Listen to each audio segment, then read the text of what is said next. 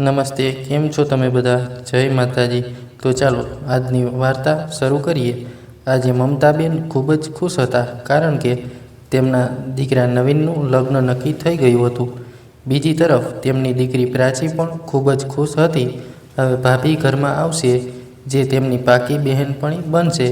નણંદ અને ભાભી બહુ પ્રેમથી સાથે રહેશે, એ વિચારીને પ્રાચીએ કેટલાય સપનાઓ જોયા હતા. ધીરે ધીરે લગ્નની તૈયારીઓ પણ શરૂ થઈ ગઈ. મમતાબેને તેમની ભાવિ વહુ રચનાની માને ફોન કર્યો અને કહ્યું, બહેન, લગ્નના કપડાં અમારા તરફથી આપવામાં આવશે, તો તમે રચનાને મોકલી આપો. હું અહીંથી તેની નણંદ પ્રાચીને મોકલી દઈશ. બંને નણંદ ભાભીને ગમશે તે લઈ આવશે. મમતાબેને આટલું કહ્યું કે તરત જ તેમની ભાભી પુત્રવધુ રચનાએ તેમની મા પાસેથી ફોન લઈ લીધો અને મમતાબેનને કહ્યું, ના માં, હું ડિઝાઇનર કપડાં ખરીદીશ, જેના માટે મારે જયપુર જવું પડશે, અને પછી પ્રાચી ત્યાં આવીને શું કરશે તેનો સમય બરબાદ થશે. હું એક કામ કરું છું, મારી બહેનપણીને લઈને જઈશ, જે જયપુરમાં રહે છે.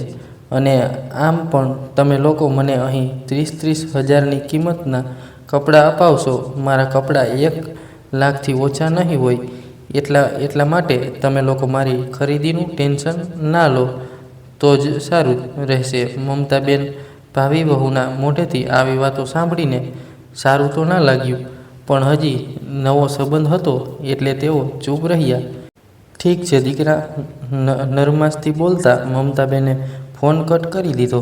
2-4 દિવસ પછી મમતાબેને તેમની દીકરી પ્રાચીને કહ્યું, દીકરી, મોટાભાગની વસ્તુઓ તારી ભાભી ખરીદે છે, પણ આપણે લગ્નની બંગડીઓ ખરીદવાની છે ને આપણે તેના હાથનું માપ પણ ખબર નથી. એટલે તું એક કામ કર, આજે સાંજે કોલેજથી સીધી એના ઘરે જઈ આવજે. ત્યાંથી એક બંગડી માપ માટે લઈ આવજે. ત્યારે પ્રાચીએ કહ્યું, ઠીક છે માં, હું કોલેજથી આવતી વખતે ભાભીના ઘરે જઈ આવીશ. આટલું કહીને પ્રાચી કોલેજ જવા નીકળી ગઈ. સાંજે છૂટ્યા પછી તે તેની થવાવાળી ભાભી રચનાના ઘરે ગઈ, જ્યાં તેનું સારી રીતે સ્વાગત કરવામાં આવ્યું હતું. તેને રચનાની માને કહ્યું, આંટી, મને ભાભીના નામની બંગડી જોઈતી હતી. જો આજે મને બંગડી મળી જતી તો અમને શોપિંગ કરવાનું બહુ સરળ રહેતું. હા દીકરા, તેના રૂમમાં જ. રચના તેના રૂમમાં બેઠી છે.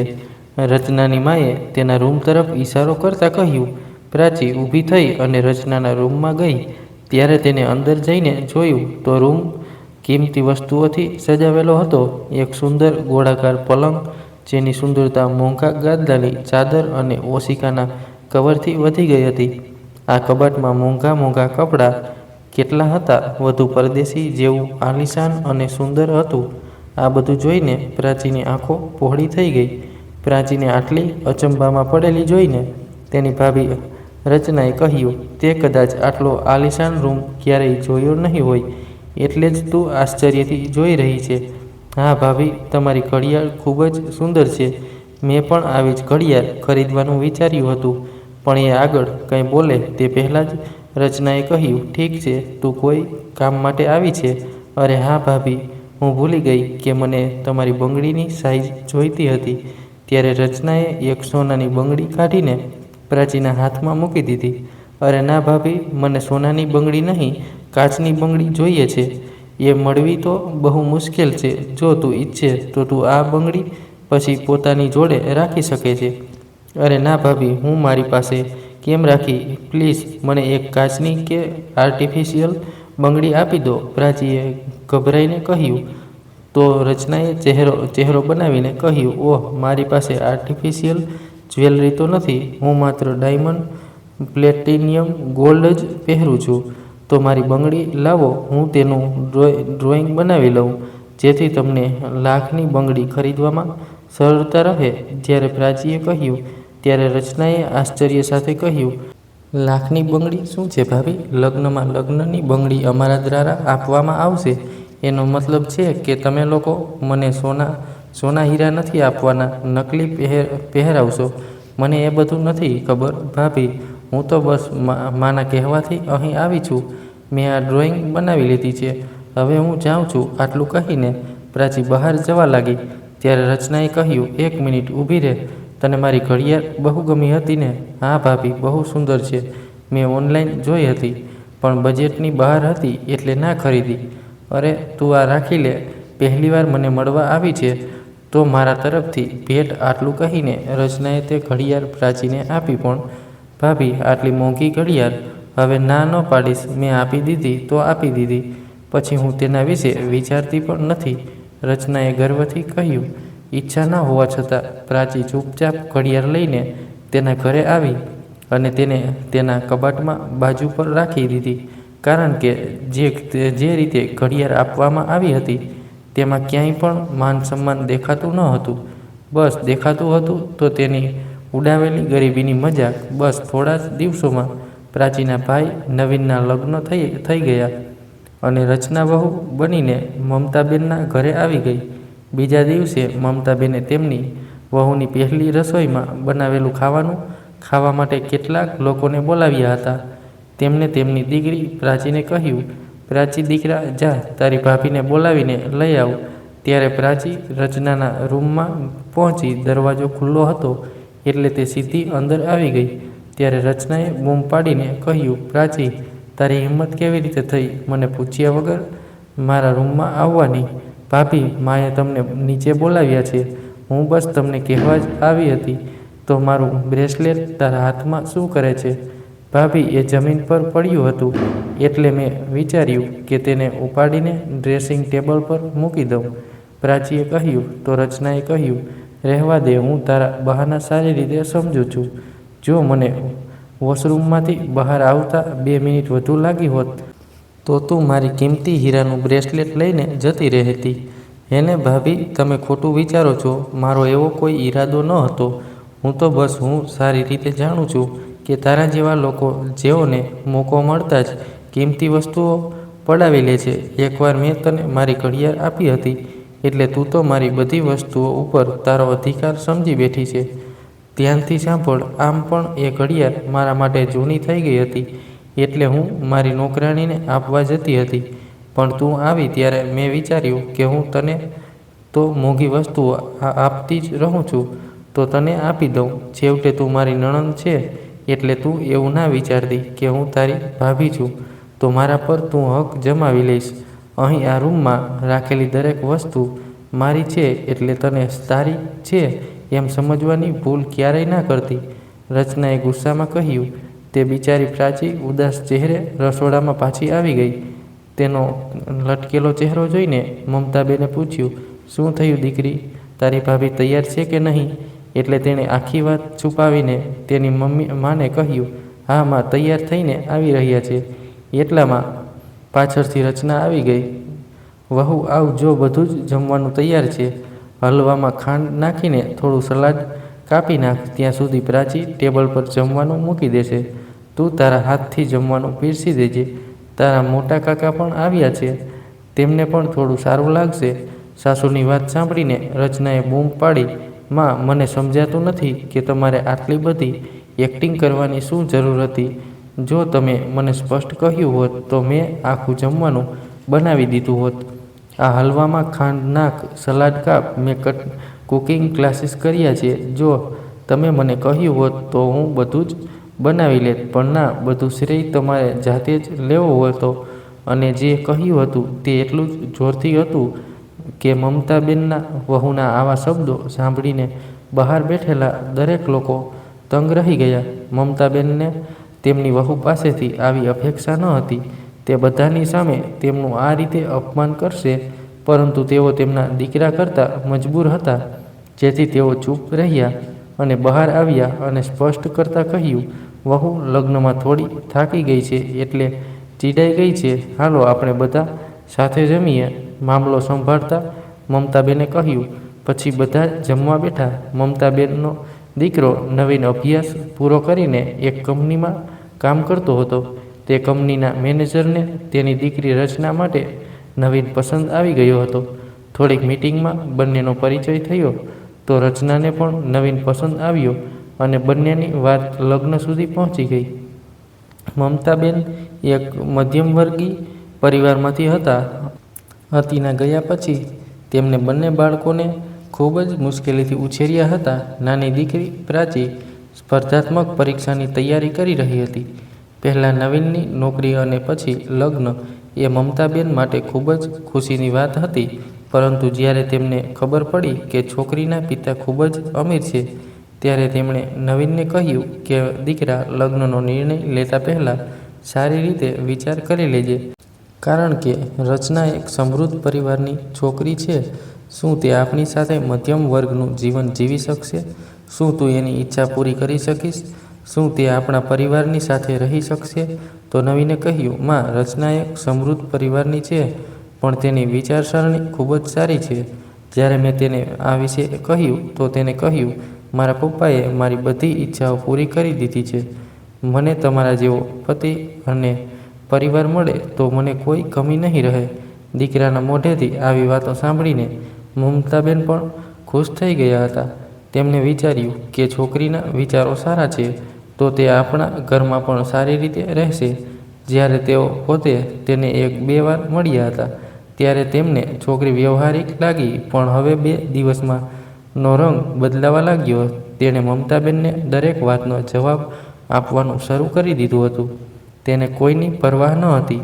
તેના મનમાં જે આવે તે કહી દેતી હતી. મમતાબેન વિચારતા હતા કે તે એક અમીર પરિવારની છોકરી છે, એટલે તેને પરિવાર સાથે એડજસ્ટ થવામાં સમય લાગશે. આ વિચારીને તેઓ ચૂપ રહી જતા, પણ રચનાની મનમાની વધતી જતી હતી. મમતાબેન અને તેમની દીકરી પ્રાચી બંને મા દીકરી રચનાના હરકતોથી હેરાન થઈ ગયા હતા, પણ તેઓ ક્યાં જઈ શકતા હતા. તેથી જ તેઓ જે કંઈ થઈ રહ્યું હતું તે ચૂપચાપ સહન કરી રહ્યા હતા. એક દિવસ મમતાબેનને પડોશમાં કીર્તનમાં જવાનું હતું. તેમણે પ્રાચીને કહ્યું અને ચૂપચાપ ચાલ્યા ગયા. થોડીવાર પછી પ્રાચીની બહેનપણીએ પ્રાચીને તેની સાથે ભણવા બોલાવી. પ્રાચીને રત્નાના રૂમમાં જઈને દરવાજો ખટખટાવવો યોગ્ય ન લાગ્યું. ભાભીને કોઈ વાત પર ગુસ્સો આવી જશે એવું વિચારીને તેણે ચૂપચાપ તાળું મારીને જતી રહી. કારણ કે દરવાજો અંદરથી ખોલી શકાતો હતો, આથી કોઈ ચિંતા ન હતી. થોડા સમય પછી રચનાએ પ્રાચીને ચા બનાવવા માટે બોલાવી, પરંતુ કોઈ જવાબ ન મળતા તેને જોયું કે ઘરમાં કોઈ નથી, તો ગુસ્સામાં તેણે તેના પતિ નવીનને ફોન કર્યો. તારી મા અને બહેન 1 નંબરના મૂર્ખ છે. તેઓ પોતાની વહુને ઘરમાં બંધ કરીને બહાર ફરવા જતા રહ્યા છે. તું આને પરિવાર કહે છે? એમ તો બહુ કહેતા હોય છે કે તું અમારી દીકરી છે. હવે કોઈએ મને કહેવું યોગ્ય ના માન્યું, અથવા તેઓ ક્યાંય જાય તો મને કહેવાનું પણ યોગ્ય ન લાગ્યું. રચનાનો ગુસ્સો જોઈને નવીને તેને શાંત કરી અને કહ્યું, અરે રચના, તું આવી તે પહેલાં અમારી પાસે ચાવી રહેતી હતી. અમે જ્યારે પણ ક્યાંય જતા ત્યારે ચાવી લઈને જતા. તેમાં કોઈ મોટી વાત નથી. કદાચ તે તને ડિસ્ટર્બ કરવા નહીં માંગતા હોય.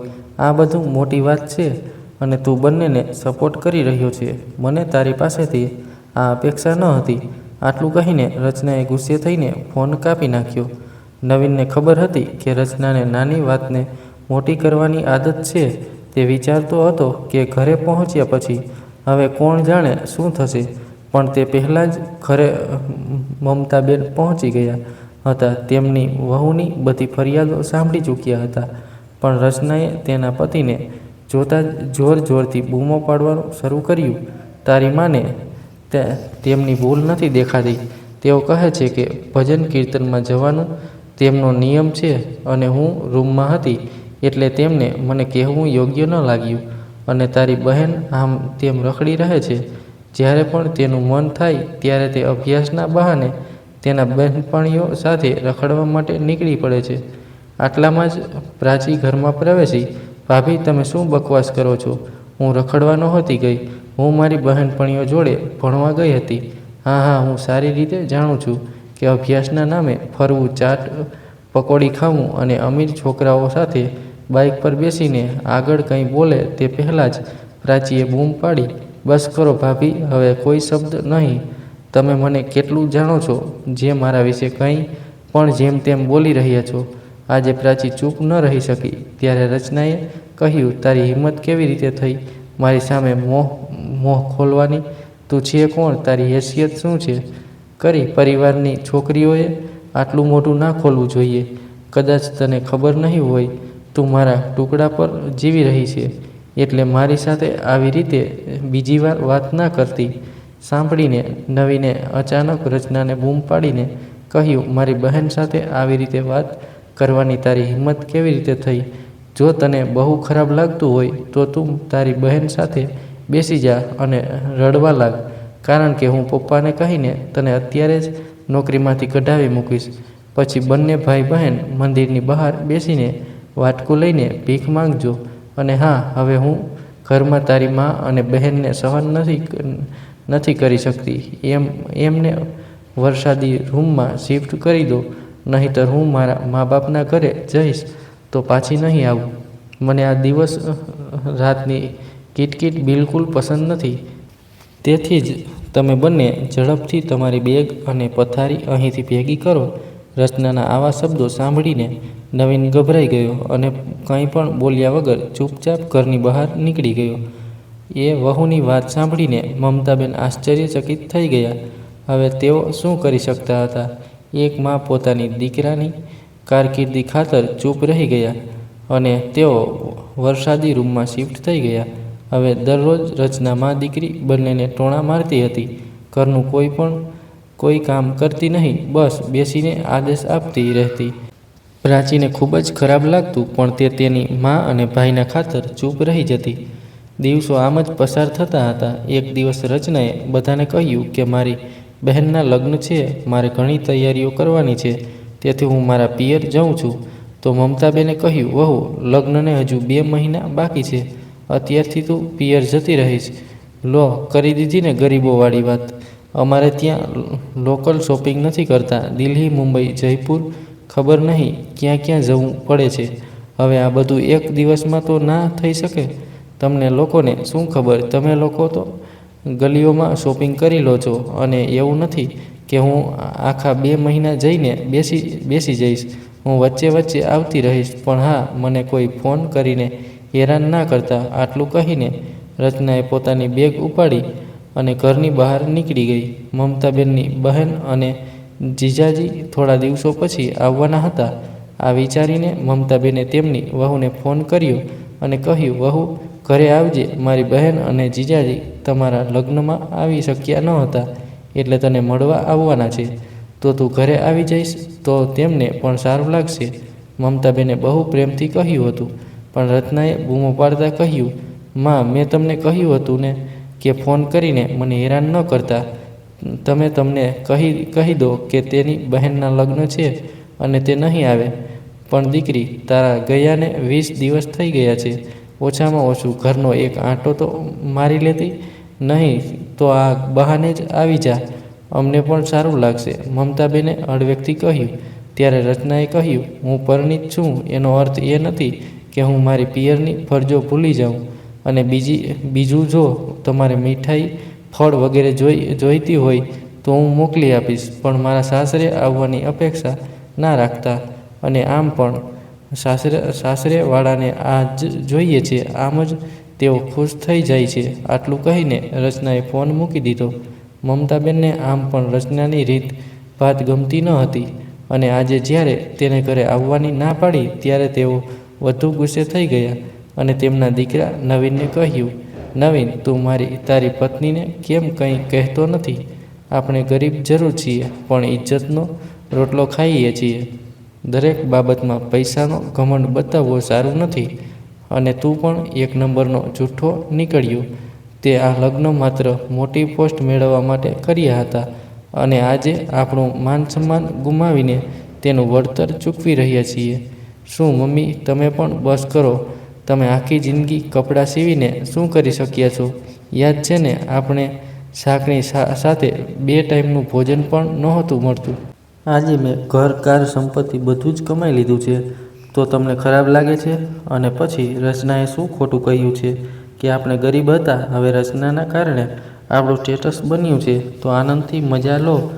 તો શા માટે એક વાત કહીને 2 વાત સાંભળો છો? માસી આવી રહ્યા છે, તો તેમની મહેમાનગતિ કરો. પહેલાં પણ તેઓ તેમને મળવા આવતા હતા. બીજું, જ્યારે આપણે ગરીબીમાં હતા ત્યારે કેમ માસી આપણને મદદ કરતા હતા જે આપણે તેમના વિશે આટલું વિચારીએ. આપણા ત્યાં પહેલાં આવતા હતા તેમ ચા નાસ્તો કરતા વધુ મહેમાનગતિ કરવાની જરૂર નથી. આટલું કહીને નવીન પણ ઓફિસ જવા નીકળી ગયો. ત્યારે તેમની દીકરી પ્રાચી બોલી, માં, આપણે શું પાપ કર્યું છે જે રાત દિવસ ગરીબ હોવાના તો મરવાના આવે છે? જવા દે દીકરી, તારી ભાભી એના ઘરમાં હશે અમીર, છેવટે તે પણ પોતાના માતા પિતાના ઘરમાં સન્માન ખોઈ રહી હશે. પણ તે આ બધું ક્યાં સમજે છે? પૈસાનું અભિમાન તેના માથા પર ચડ્યું છે. ધીરે ધીરે લગ્નનો સમય નજીક આવી ગયો. લગ્નના દિવસે નવીને મમતાબેનને કહ્યું કે માં, ડ્રાઈવર તમને બધાને લેવા પહોંચી જશે, તમે સમયસર તૈયાર થઈ જજો. આટલું કહીને તે તેના સાસરે જવા નીકળી ગયો. સાંજે 8 વાગી ગયા. ત્યાં તો ન કાર આવી કે ન ડ્રાઈવર. તેથી હાર માનીને પ્રાચીએ તેના ભાઈને ફોન કર્યો, પરંતુ નવીનનો ફોન ના લાગ્યો. જેથી તેને તેની ભાભી રચનાને ફોન કરીને જણાવ્યું કે ભાઈએ કહ્યું હતું કે કાર મોકલી આપશે, કેટલો સમય લાગશે જરા પૂછીને કહેજો ને. આ સાંભળીને રચનાએ ગુસ્સામાં કહ્યું, તેઓ કાર મોકલી રહ્યા છે. શું તારું મગજ ખરાબ થઈ ગયું છે? શું હું તમારા જેવા ભિખારીઓ માટે પણ આ સુવિધા આપીશ? શાંતિથી રિક્ષામાં આવી જજો. જો રિક્ષાના પણ પૈસા ના હોય તો રિક્ષા ચાલકને દરવાજે ઊભેલા ગાર્ડ પાસેથી પૈસા લેવા કહી દેજો. જો તું મારું નામ લઈશ તો રિક્ષાવાળાનું ભાડું પણ તે આપી જ દેશે. ફોન સ્પીકર પર હતો એટલે મમતાબેને પણ બધું સાંભળ્યું અને વિચારવા લાગ્યા કે હવે તેઓ નહીં બોલે તો ક્યારેય નહીં બોલી શકે. એમ વિચારીને તેમણે પ્રાચીના હાથમાંથી ફોન લીધો અને ગુસ્સામાં કહ્યું, વહુ, બહુ થયું. તારી અમીરી તારી જોડે જ રાખ. જ્યારે તું અને તારા પિતાએ લગ્ન કરવાનું નક્કી કર્યું હતું ત્યારે જોયું ન હતું કે તેમની રાજકુમારીના લગ્ન ગરીબ ભિખારીના ઘરમાં કરી રહ્યા છે. ત્યારે તારા માતા પિતાએ કહ્યું હતું કે અમારે તમારા જેવા સાદા અને સાચા પરિવારની જરૂર છે, જેથી અમારી દીકરી હંમેશા ખુશ રહે. પણ તારા પપ્પાએ ભૂલી ગયા કે એમની દીકરીને પ્રેમ, સુખ કે આશીર્વાદ નહીં, માત્ર પૈસાથી જ પ્રેમ છે. અને પૈસાની લાલચમાં એ પોતાના વડીલોનું અપમાન કરવામાં જરા પણ વિલંબ નથી કરતી. પણ રચના વહુ, એક વાત યાદ રાખજે, આ પૈસા તે કમાયેલા નથી, તારા પિતાના છે. તું કેટલો પણ એ પૈસા પર પણ ઘમંડ કરી લે, પણ કાયદાથી તારો તેના પર કોઈ હક નથી. અને વહુ, ધ્યાનમાં રાખજે, સમય બદલાતા વધુ સમય નથી લાગતો. આજે તમારો સમય છે તો કોઈ દિવસ અમારો પણ આવશે. અને હા, તમારા ઘરના લગ્ન, તને અભિનંદન, અમે બંને નહીં આવી શકીએ. આટલું કહીને મમતાબેને ફોન મૂકી દીધો. રચના ખૂબ જ બેશરમ સ્ત્રી હતી, તેથી તેના સાસુએ તેને શું કહ્યું કે શું ન કહ્યું તેનાથી તેને કોઈ ફરક પડતો ન હતો. તે તેની નાની બહેનના લગ્ન ખૂબ જ આનંદથી માણવા લાગી. દલીલ પછી મમતાબેન બેચેન થઈ ગયા અને વિચારવા લાગ્યા કે તેમને ક્યાં જન્મમાં પાપ મળી રહ્યા છે. જે એક પુત્ર અને પુત્રવધુ મળ્યા તે પણ એવા હતા કે જેની પાસેથી કોઈ અપેક્ષા ન રાખી શકાય. દીકરો પણ માની તકલીફો ન સમજી શક્યો અને પૈસાના લોભમાં લીધે ચોરૂનો ગુલામ બની ગયો. તેમણે તેમની વહુને ખૂબ પ્રેમ અને આદર આપ્યો, છતાં પણ તેને તેમનું અપમાન કરવામાં પાછું ફરીને ન જોયું. તેના પર કોઈ જાતનું બંધન પણ ન હતું. જેમ જીવવું હોય તેમ તેને છૂટ હતી અને અમે ક્યારેય દખલ પણ નથી કરી. બાલ્કની ખુરશી પર બેઠા બેઠા વિચારતા મમતાબેનની આંખોમાંથી આંસુ વહી ગયા. ત્યારે પ્રાચીએ પાછળથી તેમના ખંભા પર હાથ મૂકીને કહ્યું, માં, ચૂપ થઈ જાઓ. દીકરી, મારે વહુ સાથે આ રીતે વાત નહોતી કરવી જોઈતી. તમે સાચું કહો છો માં, ફક્ત તમારી વહુને જ આ કરવાનો અધિકાર છે. તે આપણા બંને સાથે ઈચ્છે તેમ વાત કરી શકે છે. આપણે તેને અરીસો પણ ના બતાવી શકીએ. કેમ માં, મેં સાચું કહ્યું ને? ત્યારે પ્રાચીએ પૂછ્યું તો મમતાબેને કહ્યું, ના દીકરા, એવું નથી, પણ આજે મેં મારી વહુને બહુ વધારે કહી દીધું. મારે એવું નહોતું બોલવું જોઈતું. જો આપણે ખરાબની સાથે ખરાબ થઈ જઈશું તો આપણું લેવલ તેના જેવું થઈ જશે. આપણે આપણી ભલાઈ અને અચ્છાઈ ના છોડવી જોઈએ. હા માં, તમારી વાત સાચી છે. આટલું કહીને માં દીકરી બંને ગંભીર મુદ્રામાં બેસી ગયા. થોડીવાર પછી મમતાજીએ કહ્યું, દીકરી, 6 મહિના થવાના છે. એ લડાઈ ઝઘડા પૂરા નથી થતા. એક કામ કર, તારી આવનારી પરીક્ષાઓ પર ધ્યાન કેન્દ્રિત કર. તારી બહેનપણી અંજલિ છે, તેની સાથે હોસ્ટેલમાં રહીને તૈયારી કરી લે. પણ માં, ઘર નજીકમાં જ હોય અને હું હોસ્ટેલમાં રહીશ તો સારું લાગશે. અને પછી તમે પણ અહીં એકલા પડી જશો. તું મારી ચિંતા ન કર દીકરી. ક્યારેક મજબૂરીમાં વ્યક્તિએ મુશ્કેલ નિર્ણય લેવા પડે છે. અહીં વહુ રોજ ઝઘડા કરે છે. હું અહીંયા રહીને બધું સાંભળી લઈશ. બસ તારી ભણતર અને પરીક્ષામાં ધ્યાન આપ. બસ મારી ઇજ્જત રાખજે દીકરી. તું કંઈ બની જઈશ તો મને આ નરકમાંથી બહાર કાઢી લેજે. હવે તો મને પણ આ અહીં થવા લાગી છે. માના ચહેરા પરની લાચારી જોઈને પ્રાચી ધ્રુજી ગઈ અને પોતાની માની વાત મગજમાં બેસાડી દીધી. તેના બીજા જ દિવસે પ્રાચી હોસ્ટેલમાં રહીને રાત દિવસ ભણવામાં ધ્યાન આપવા લાગી. તે રચના અને નવીન લગ્નમાંથી ફ્રી થઈને ઘરે પાછા ફર્યા ત્યારે રચનાએ માને પૂછ્યું, ક્યાં છે નણંદ રાજકુમારી? તે દેખાતી નથી. વહુ તે હોસ્ટેલમાં રહીને ભણે છે. મમતાબેને માત્ર આટલું જ કહ્યું અને રચનાએ બૂમ પાડીને કહ્યું, આ શું વાત છે? તેનું ઘર નજીકમાં હોવા છતાં તમે છોકરીને હોસ્ટેલમાં મોકલી દીધી. જોઈ લીધી નવીન, તારી બહેનને મારી દખલગીરીના કારણે તે રખડવા નહોતી જઈ શકતી એટલે તે એકલી રહેવા જતી રહી. તો નવીને કહ્યું, માં, આ શું વાત થઈ? તમે છોકરીને હોસ્ટેલમાં મોકલી દીધી. લોકો શું કહેશે? એક જ શહેરમાં રહેતા હોવા છતાં છોકરી અજાણી જગ્યાએ રહે છે અને તેનો કેટલો ખર્ચ થાય છે તે તમને ખબર છે? તે પૈસા કોણ ચૂકવશે? તમે એક કામ કરો, પ્રાચીને પાછી ઘરે બોલાવી લો. ના દીકરા, હવે હું પ્રાચીને પાછી ના બોલાવી શકું. અને બીજું, તારે પૈસાની ચિંતા કરવાની જરૂર નથી. જો મેં કપડાં સીવીને તને તારી માને ભૂલી જવા માટે સક્ષમ બનાવ્યો છે તો એ જ કામ કરીને હું મારી દીકરીને એટલીક સમક્ષ બનાવીશ કે કાલે તેની હાલત મારા જેવી ન થાય. તારા પિતાના ગયા પછી આત્મનિર્ભરતાનું મહત્ત્વ હું સારી રીતે સમજી ગઈ છું. આજે હું મારી દીકરીને આત્મનિર્ભર બનાવવા માગું છું જેથી કરીને કોઈ તેને તેના પૈસાની દોષ ના બતાવી શકે. પછી તે તેનો પતિ હોય કે સાસરિયા હોય કે અન્ય કોઈ પણ. તેમનો ઈશારો રચના વહુ તરફ હતો. માં, અમે તો બસ તમારા ભલા માટે જ કહેતા હતા. કુંવારી છોકરીને આટલી આઝાદી આપીને એકલી છોડી દેવી એ યોગ્ય નથી. જો તમને આત્મસન્માન અને આત્મનિર્ભરતાની એટલી જ પડી હોય તો કરતા રહો. વૃદ્ધાવસ્થામાં ઉલટા સીધા કામ પણ અમારી પાસેથી કોઈ અપેક્ષા ના રાખતા. આટલું કહીને રચના અને નવીન એમના રૂમમાં જતા રહ્યા. સમય તેની ગતિએ ચાલતો રહ્યો. રચના અને નવીન તેમના દિખાડાના જીવનમાં વ્યસ્ત હતા.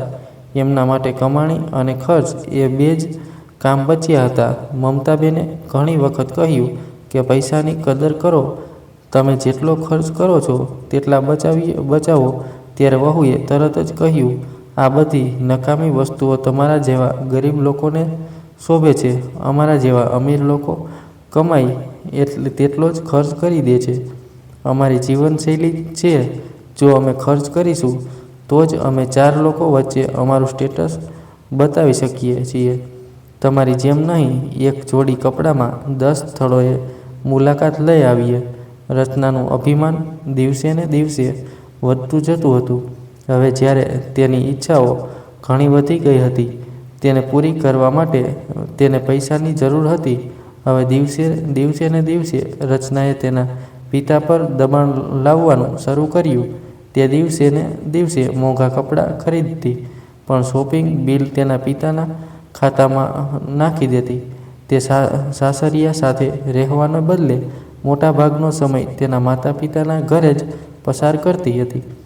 ઘણી વખત તેની મા કહેતી હતી કે દીકરા, હવે તારે સાસરે પર ધ્યાન આપવું જોઈએ. જો તું હંમેશા આવી રીતે પિયરમાં રહીશ તો મમતાબેન શું વિચારશે?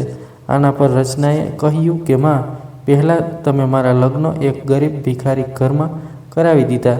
ત્યાં મારા સ્ટાન્ડર્ડ મુજબ કોઈ સુખ સુવિધા નથી અને મારી નાની બહેન કાવ્યા પણ આવતી જતી રહે છે. તમે તેને તો કંઈ નથી કહેતા, રચનાએ ગુસ્સામાં કહ્યું. તો તેની માએ કહ્યું, દીકરા, તું તારી સરખામણી કાવ્યા સાથે કરી રહી છે? તે તો તેના સાસરે હળીમળી ગઈ છે, અને ના તો નાનો જમાઈ ક્યારે અમારી પાસે કોઈ મદદ માંગે છે. અહીં નવીન ઓફિસમાં કોઈ કામ કરતો નથી, અને તેના ઉપર તે પગારની સાથે બિનજરૂરી ખર્ચ બતાવે છે. તેના ઘરે જવાને બદલે તે અમારા ઘરે પડી રહે છે. તે જમાઈ છે, તેથી જ અમે કંઈ બોલતા નથી. તો તારા પપ્પા આ બધું સહન કરીને કંટાળી ગયા છે. એટલે જ હું કહું છું કે તમે બંને સુધરી જાઓ, નહીંતર અમારે કોઈ કઠોર પગલાં ભરવા પડશે. માની વાત સાંભળીને રચનાએ ગુસ્સામાં કહ્યું, માં, જો તમે આવું કંઈક કરવાનું વિચાર્યું તો હું તમારા ઉપર કેસ કરી દઈશ, અને હું મારા હકની જમીન, મિલકત અને ઓફિસમાં મારો હિસ્સો લઈ લઈશ, અને તમે કંઈ કરી શકશો નહીં. એટલે જ મને જ્ઞાન આપવાની કોઈ જરૂર નથી. હું જે કંઈ કરી રહી છું તે બરાબર છે. આટલું કહીને રચના તેના રૂમમાં જતી રહી. રચના અને નવીનના વર્તનથી માત્ર મમતાબેન જ નહીં, પરંતુ તેના પોતાના માતા પિતા પણ હેરાન થઈ ગયા હતા. પરંતુ તેઓ શું કરી શકે? તેઓ પોતે જ તેમની દીકરીને માથા પર ચડાવી હતી, તેથી જ તેઓ કશું બોલી શકતા ન હતા. એક દિવસ રચનાની નાની બહેન કાવ્યા ઘરે આવી હતી. ઓહ વાહ, આટલી બધી શોપિંગ ક્યાં જાય છે? રચનાએ પૂછ્યું. તો કાવ્યાએ કહ્યું, દીદી, હું અને સાગર મુંબઈ જઈએ છીએ. પપ્પાએ અમારી ટિકિટ બુક કરાવી છે, તેથી જ મેં થોડી ખરીદી કરી છે.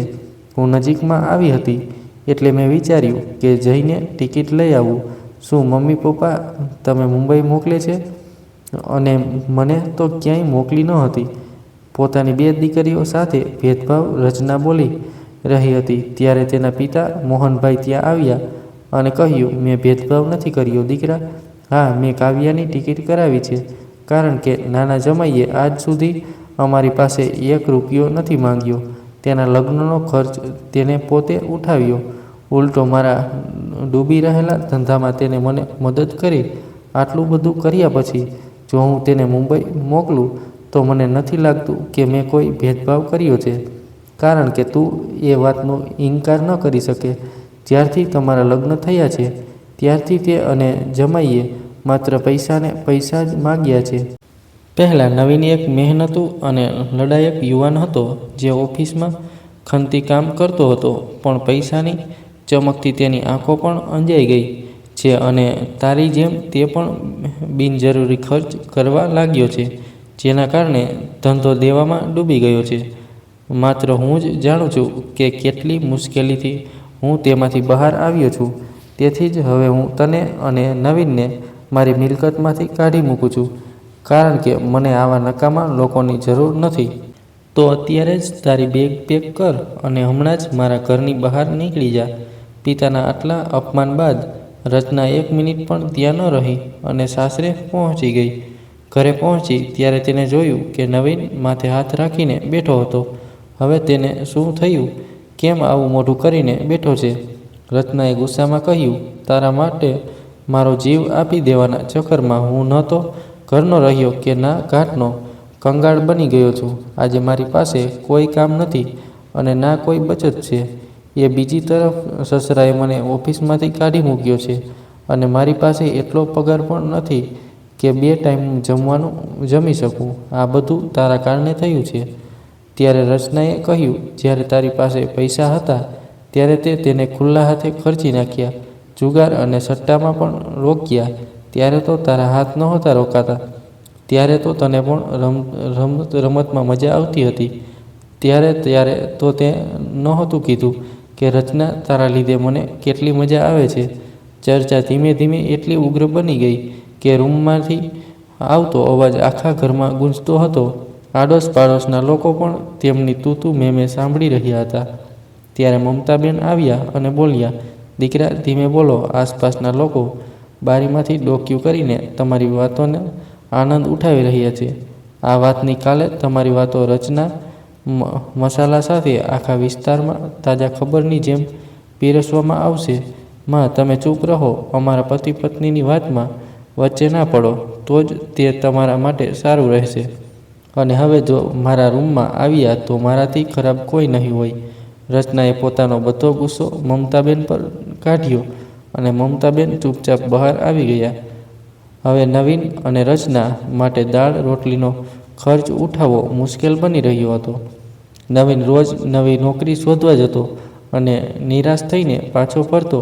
અહીં રચના દરરોજ તેની માને ફોન કરીને માફી માંગવાની કોશિશ કરતી, પરંતુ મા તેના બાળકને ખૂબ સારી રીતે ઓળખતી હતી. એટલા માટે તેમને ફોન ઉપાડવાનું જ બંધ કરી દીધું, જેના કારણે રચના વધુ ચીડાઈ ગઈ. એક દિવસ મમતાજી રસોડાને સામાન ખરીદવા બહાર ગયા હતા, ત્યારે પ્રાચીએ ફોન કર્યો. મા, મને સરકારી નોકરી મળી ગઈ છે. તમારું સપનું સાકાર થઈ ગયું છે. આ સાંભળીને મમતાબેન ખૂબ જ ખુશ થઈ ગયા અને તેમને તેમની દીકરીને ખૂબ ખૂબ અભિનંદન આપ્યા. ઘરે આવ્યા પછી મમતાબેને આખા મહોલ્લામાં મીઠાઈ વહેંચી. જ્યારે આ વાતની ખબર પડી તો તે મમતાબેન પાસે આવી અને કહ્યું, વાહ, મા દીકરીએ તો કમાલ કરી દીધી. હવે તેઓ લાખો કમાશે. વિભાગના લોકો બમણી રકમ કમાય છે. બસ, આ બહુ સારું થઈ ગયું. હવે આપણા દિવસો ફરી ખુલી જશે. માં, આપણે દીદીનું આ રીતે સ્વાગત ન કરી શકીએ. આજે હું દીદીનો મનપસંદ ચણાનો લોટનો હલવો અને વટાણાની કચોરી મારા હાથે બનાવીશ. પુત્રવધૂના આવા પ્રેમભર્યા શબ્દો સાંભળીને આજે પહેલીવાર મમતાબેન રડી પડ્યા અને વહુને કહ્યું, તને જે ગમે તે કર, કારણ કે આજ સુધી તે એ જ કર્યું છે. હું તો બસ મારી દીકરીને રાહ જોઈ રહી છું. બસ તેને એકવાર જોઈ લઉં, જેને એક શહેરમાં રહીને દિલ પર પથ્થર રાખીને મારાથી દૂર રાખી. બોલતા બોલતા મમતાબેન જોરથી રડવા લાગ્યા અને અચાનક કાનનો અવાજ આવ્યો. આથી મમતાબેને ઝડપથી પોતાના આંસુ લૂછ્યા અને આરતીની થાળી લઈને દરવાજા તરફ દોડ્યા. રચના અને નવીન પણ ફૂલોનો હાર લઈને આવકારવા પાછળ ઊભા હતા. પ્રાચીનું ખૂબ આદરથી સ્વાગત કરવામાં આવ્યું. જમવામાં આટલી બધી વેરાયટી જોઈને તે દંગ રહી ગઈ. એક સમય હતો જ્યારે ઘરમાં રોટલી અને શાક પણ સરળતાથી મળતા ન હતા. ત્યાં આજે હલવાપુરી બનાવવામાં આવી હતી. જે ભાભી ક્યારેય મીઠા બે શબ્દ નહોતા બોલતા, તે ભાભીની જીભ આજે મીઠા ગોળ જેવી બની ગઈ હતી. દીદી, તમે તો કંઈ લઈ જ નથી રહ્યા. તમને બેસનના લાડુ અને ખીર બહુ ગમે છે ને? તમારે પૂરું ખતમ કરવું પડશે. બોલતા બોલતા રચનાએ 2 ચમચી તેની થાળીમાં મૂકી દીધી. પ્રાચી, તારી ભાભીએ ખૂબ જ મહેનતથી બનાવ્યું છે. જરા કહે તો કેવું બન્યું છે? અને જો તારી બીજી ફરમાઈશ હોય તો મને જણાવ, હું તરત જ પૂરી કરી દઈશ. તેના ભાઈનો બદલાયેલો સ્વભાવ જોઈને પ્રાચીએ કહ્યું, ભાઈ, ફરમાઈશ તો મેં આજ સુધી નથી કરી. નહીં તો ભાઈઓ તેમની બહેનોને તેમની નજરથી દૂર નથી થવા દેતા. અને તમે તો ક્યારેય હોસ્ટેલમાં આવીને મારા ખબર અંતર પણ નથી પૂછ્યા. આખા 2 વર્ષ થઈ ગયા. મેં રક્ષાબંધન પર દર વખતે તમારી રાહ જોઈ, પણ તમે ના આવ્યા. અરે બહેન, જૂની વાતો બાજુ પર રાખ. હું એ સમયે વ્યસ્ત હતો. તને ખબર તો છે, મારો ધંધો પાણી બંધ થઈ ગયો છે. અત્યારે હું ખાનગી નોકરી કરું છું અને મારી પાસે વધારે પૈસા નથી. તું સમજ. પણ હવે તું અમારી જોડે આવી ગઈ છે એટલે અમારા દિવસો પણ ખુલી જશે. હવે તું કહે તે પહેલાં જ હું લાવીને તારા પગમાં રાખી દઈશ. ભાઈની વાત સાંભળીને પ્રાચીએ ઊંડો શ્વાસ લીધો અને વિચારવા લાગી, એ ભગવાન, આજે મારા ભાઈ અને ભાભીએ જેટલો રંગ બદલ્યો છે એટલો તો કાચીડો પણ નથી બદલતો. ગઈકાલ સુધી હું તેમના માટે કંઈ ન હતી અને આજે હું સોનાની ઈંડા મૂકનારી મુરગી બની ગઈ છું. તેઓ ફક્ત તે સોનાના ઈંડાની રાહ જોઈ રહ્યા છે જે હું દર મહિને તેમના હાથમાં મૂકવાની છું. તે મનમાં આ બધું વિચારી રહી હતી ત્યારે મમતાબેને પ્રાચીના માથા પર હાથ મૂક્યો. દીકરી, તું કેવી છે? માં, આજે હું જે કંઈ પણ છું તે તમારા કારણે અને તમારા માટે જ છું. અને તમે રડવાનું બંધ કરો. તમારા સુખના દિવસો આવી ગયા છે. હવે હું તમને અહીંથી લઈ જવા આવી છું. જ્યારે પ્રાચીએ મમતાબેનને કહ્યું તો રચનાએ કહ્યું, દીદી, હું તમને લેવા આવી છું. એનો મતલબ શું છે? તમે અમને બધાને ક્યાંય બહાર લઈ જવા આવ્યા છો? ચાલો એક કાર કરીએ, આપણે બધા મોલમાં જઈએ, પછી આપણે ત્યાંથી આઈસ્ક્રીમ ખાઈશું. બસ 10 મિનિટ રાહ જુઓ, હું તરત જ આવું છું. આટલું કહી રચના ઝડપથી અંદર ગઈ. થોડી વાર પછી પ્રાચીએ તેની માને કારમાં બેસાડી તો રચના પણ ઝડપથી આવી અને દરવાજો ખોલવા લાગી. અરે, તમે ક્યાં આવો છો? અત્યારે સરકારી વાહનમાં બેસવાની તમારી વહેસિયત નથી. પ્રાચી, તારી ભાભી સાથે વાત કરવાની આ કઈ રીત છે? અને અમે તને આ સંસ્કાર આપ્યા છે? નવીન ગુસ્સામાં બોલ્યો. ત્યારે પ્રાચીએ કહ્યું, હા ભાઈ, તમે મને જે સંસ્કારો આપ્યા છે એ જ હું તમને પરત કરી રહી છું.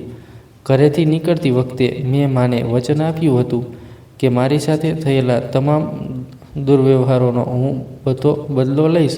જો કે માં હંમેશા સારા કાર્યો કરવામાં માને છે, પરંતુ આજે હું ખરાબ લોકો સાથે ખરાબ જ કરીશ. મેં વચન આપ્યું હતું કે હું આત્મનિર્ભર થતાં જ મારી માને મારી સાથે લઈ જઈશ. હું તો બસ એ જ વચન પૂરું કરવા આવી હતી અને તમારા જેવા લોભી ભાઈ અને ભાભી કાયમ માટે અલવિદા કહેવા આવી હતી. કહેતા પ્રાચીએ ડ્રાઈવરને ત્યાંથી જવાનું કહ્યું અને તે ત્યાંથી નીકળી ગઈ. રચના અને નવીન નાનું મોઢું કરીને કારને જતા જોઈ રહ્યા. તો તમને વાર્તા કેવી લાગી? જો તમને વાર્તા ગમી હોય તો લાઈક, કોમેન્ટ અને શેર કરજો. અને જો તમે નવા હોય તો ચેનલને સબસ્ક્રાઈબ કરજો. તો ચાલો ફરી મળીએ એક નવી વાર્તા સાથે. જય શ્રી કૃષ્ણ.